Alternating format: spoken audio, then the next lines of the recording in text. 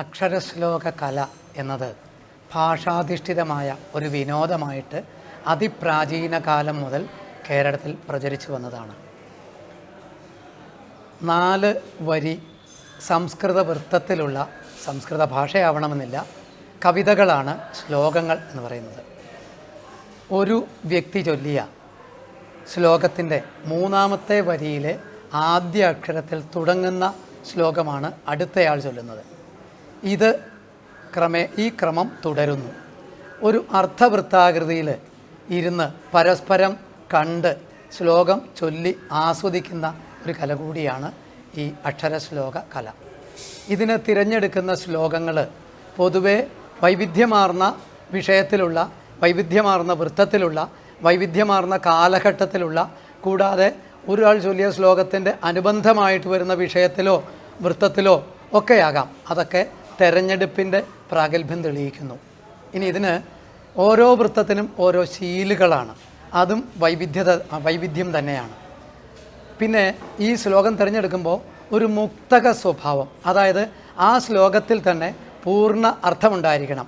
അതിൻ്റെ ബാക്കി മറ്റൊരു ശ്ലോകത്തിൽ ഉണ്ടെങ്കിൽ പോലും അർത്ഥത്തിന് ഈ അടുത്ത ശ്ലോകവുമായിട്ട് ബന്ധം വേണമെന്നില്ല, ചേർന്ന് നിൽക്കണമെന്നില്ല, അല്ലെങ്കിൽ അതിൻ്റെ തുടർച്ചയാകണമെന്നില്ല. പൂർണ്ണമായിട്ടൊരു ശ്ലോകം കേട്ടാൽ അത് അവിടെ തന്നെ പൂർണ്ണമായിട്ട് അർത്ഥം നമുക്ക് ലഭിക്കുമാറാകണം. അതാണ് മുക്തകം എന്ന് ഉദ്ദേശിക്കുന്നത്. പ്രാചീന കാലം മുതൽ സംസ്കൃതത്തിലും മലയാളത്തിലും ഉള്ള ശ്ലോകങ്ങൾ ചൊല്ലാറുണ്ട്. എങ്കിലും പൊതുവെ സാധാരണക്കാർക്ക് ഇന്ന് മനസ്സിലാകുന്നതും ഹൃദ്യമാകുന്നതും പൂർണ്ണമായും മലയാള ഭാഷയിലുള്ള ശ്ലോകങ്ങൾ തന്നെയാണ്. ഇന്ന് യുവജനോത്സവത്തിലും യൂണിവേഴ്സിറ്റി കലോത്സവത്തിലും മറ്റു ഉത്സവങ്ങളോടനുബന്ധിച്ചുള്ള സദസ്സിലും ഒക്കെ അക്ഷരശ്ലോക കല വളരെ അധികം സ്വീകാര്യമായതുകൊണ്ട് ഈ കലയ്ക്ക് ഭാവിയിൽ നല്ല ഒരു സ്വീകാര്യത ഉണ്ടാകും എന്ന് പ്രതീക്ഷിക്കുന്നു. അക്ഷരശ്ലോക മത്സരങ്ങളിലും സദസ്സുകളിലും മത്സരാർത്ഥികൾ അല്ലെങ്കിൽ സദസ്സിൽ പങ്കെടുക്കുന്ന അംഗങ്ങൾ പൊതുവെ ശ്രദ്ധിക്കേണ്ട ചില കാര്യങ്ങളുണ്ട്. ഒന്ന്, അർത്ഥസമ്പുഷ്ടമായ ഒരു ശ്ലോകമായിരിക്കണം, ഒരു കാവ്യഭംഗി ഉണ്ടായിരിക്കണം.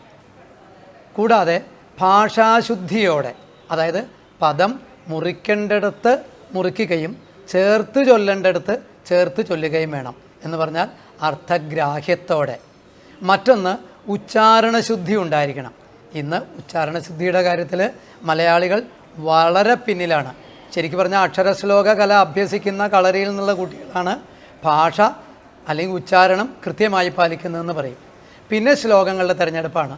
ഞാൻ മുമ്പ് പറഞ്ഞ ഒരു സന്ദേശമുള്ള, അർത്ഥപുഷ്ടിയുള്ള, കാലഘട്ടങ്ങളുടെയും വൃത്തങ്ങളുടെയും വിഷയങ്ങളിലും വൈവിധ്യമുള്ള, യമകഭംഗിയും പ്രാസഭംഗിയുമുള്ള, ചൊല്ലുമ്പോൾ സഹൃദയർക്ക് ആസ്വദിക്കാവുന്ന തരത്തിലുള്ള ശ്ലോകങ്ങൾ തിരഞ്ഞെടുക്കാൻ പ്രത്യേകം ശ്രദ്ധിക്കണം.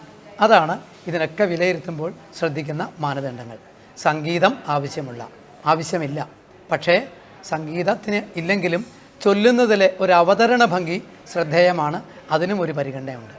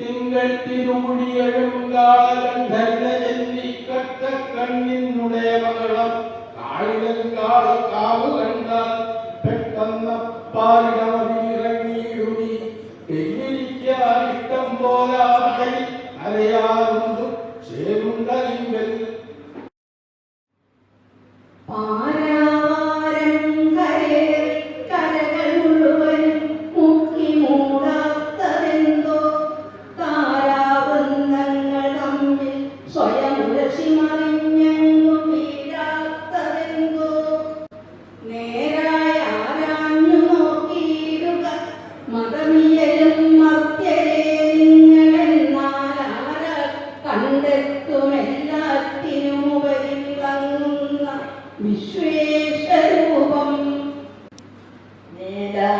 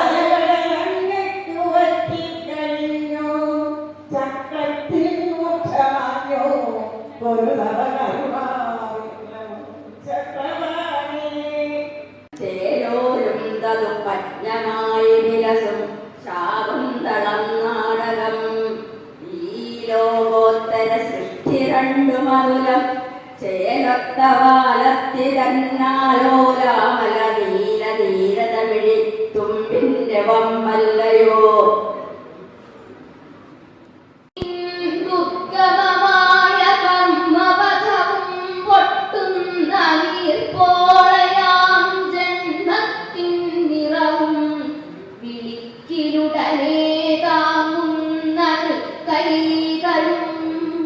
കണ്ണീരിൻ കടലിങ്കലായിരവികൾ പൊന്താമരയ്ക്കുള്ളിലാൽ മിന്നീടും പൊരുളും നിറഞ്ഞ വിളിയാൽ കണ്ടെങ്ങൾ നൂചിരം തിളങ്ങും തൊടുകുറി കുറിയിൽ ചേർത്തു വച്ചൂതിയെന്നാൽ മാറ്റേറുന്നില്ല വില്ലിൻ മുകളിലമരുവോർ കല്ല തീർപ്പോരു ബാണം പോറ്റി ബാണം കിടക്കും മണിവരശയനം കങ്കണം കങ്കണത്തിനൂറ്റം കാറ്റെത്ര നന്ദി തൊഴിലുകൾ തിരുവൈദ്യത്തിലും തിങ്കളൂലേ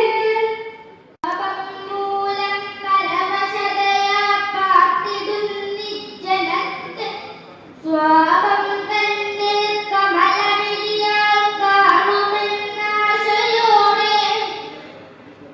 താപം പൂണ്ട തൃണകടമതി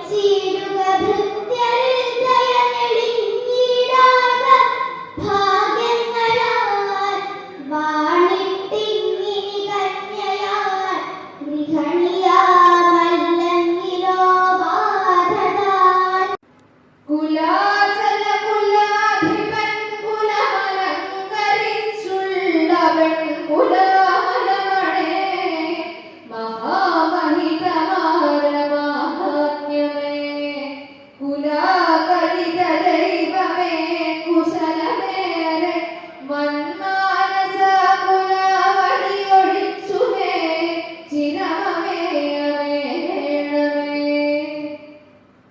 ഞാൻ പലവേഷമിഭുവനമാന്തരംഗത്തിലൊട്ടേറെ ഉൾക്കൊണ്ടേൻ ഭാവരസങ്ങളാവലനിപോൽ സ്വാദുച്ച വൈരാഗ്യവും ഉണ്ടേകാന്തമുരാശ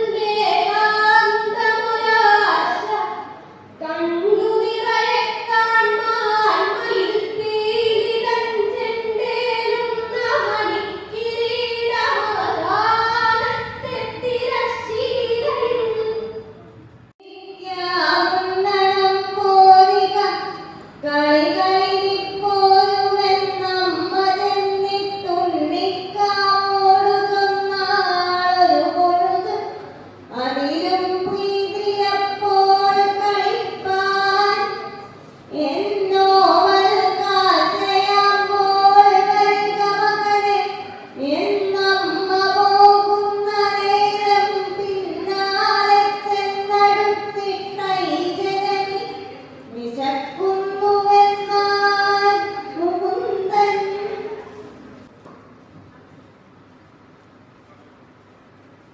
ഏതോ പല്ലവിയായി തളുത്ത് കരിയും സ്വപ്നം വിയർഗംഗതൻ തീരം തേടി അലഞ്ഞിടുന്ന പദമോഹത്തിന്റെ പൈക്കുട്ടികൾ ജീവതന്ത്രി തകർന്ന തമ്പുരുവിതോലെന്നും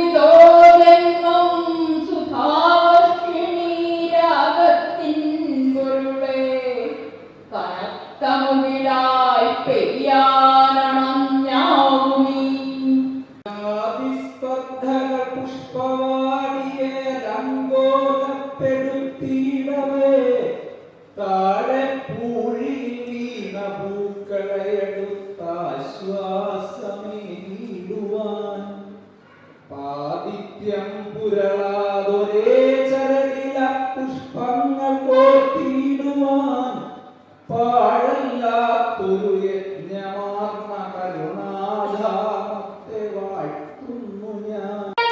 കാടിൻ ശാദ്വല സാന്ദ്രകാന്തിയിലടിഞ്ഞാടും കളാലാപിനി കൂടി കൂടി വരുന്ന രാഗമൊടു ഞാൻ നിൻ പഞ്ചവർണ്ണ കിളിക്കൂടിൻ വാതിലിൽ വയ്ക്കുമി പഴയരി കാണിക്ക കൈക്കൊള്ളുമോ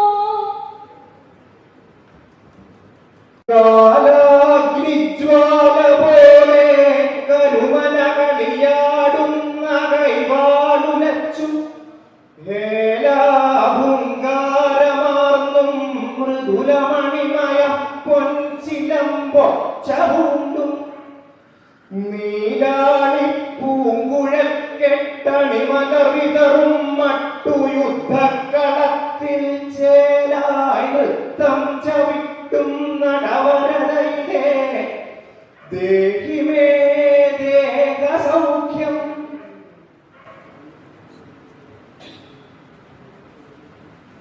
നക്ഷത്രാണാം നികായം ഗഗനവനതകത്തു മലർപ്പാലികായൊക്കെ ചിക്കിപ്പരത്തി പരിധിനൊടു സമായാതി സന്ധ്യാദിനാന്തേ മൈക്കണ്ണാണൗലിമാലയ്ക്കൈ മരകമാലയ്ക്കുമാലയ്ക്കും കൈക്കൊണ്ടെന്തോഴ സംഘം പൊഴിയവരുവരൻ തോഴിതാനന്ദ പോലെ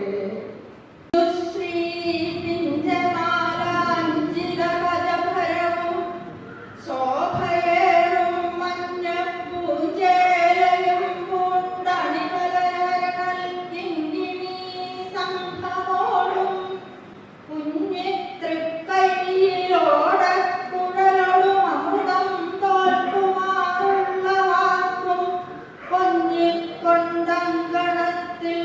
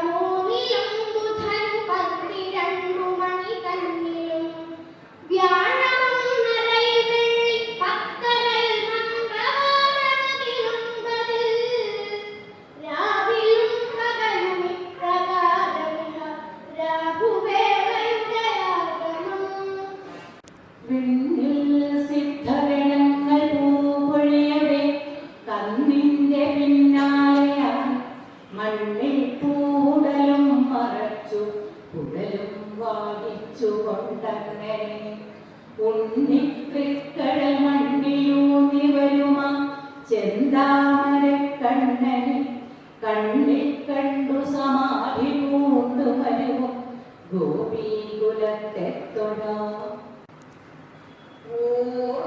ൂടും പൊന്മണിപ്പെട്ടൊരു കരമതുകൊണ്ടുള്ളൊരാക്കാങ്ങലോടും ചിന്നീടും കേശമോടും തൊടുപൊഴി വിലസും ഭാലവട്ടാഭയോടും